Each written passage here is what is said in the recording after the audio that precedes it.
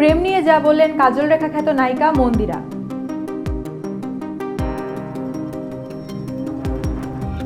বিনোদনের সংবাদ নিয়ে আপনাদের সাথে আছি আমি জেসমিন জেসিয়া। গিয়াসউদ্দিন সেলিমের কাজল রেখা সিনেমায় অভিনয় করে প্রশংসায় ভাসছেন মন্দিরা চক্রবর্তী। এই সিনেমায় শরীফুল রাজের বিপরীতে নায়িকা হয়ে অভিনয় করছেন তিনি। ঈদে মুক্তি পাওয়া এই সিনেমা নিয়ে রাজের সঙ্গে হলে হলে ঘুরে বেড়াতে দেখা গেছে তাকে। ফলে তাদের মধ্যে প্রেমের সম্পর্ক রয়েছে বলেও গুঞ্জন বইছে ডালিউড পাড়ায়। এমন গুঞ্জনের মুখেই মন্দিরা জানিয়ে দিলেন রাজ তার একজন ভালো বন্ধু। তাদের মধ্যে প্রেম হওয়ার সুযোগই নেই।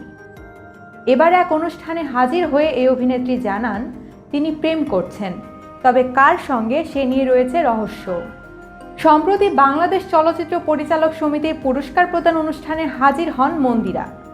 সাংবাদিকরা তাকে প্রশ্ন করেন প্রেম নিয়ে।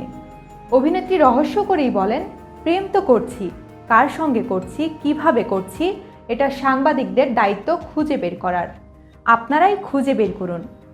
এই অভিনেত্রী আরও বলেন, আমি বাস্তব জীবনে প্রেম করছি। প্রেম ছাড়া তো একজন মানুষ থাকতে পারে না।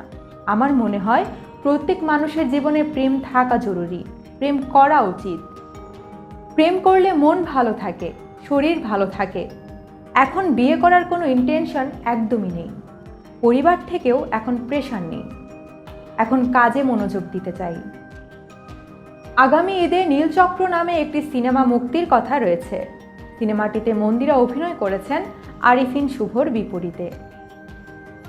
এমন বিনোদনের নিয়মিত খবর জানতে বাংলা এফএম নিউজ চ্যানেলটি সাবস্ক্রাইব করে আমাদের সঙ্গেই থাকুন। ধন্যবাদ।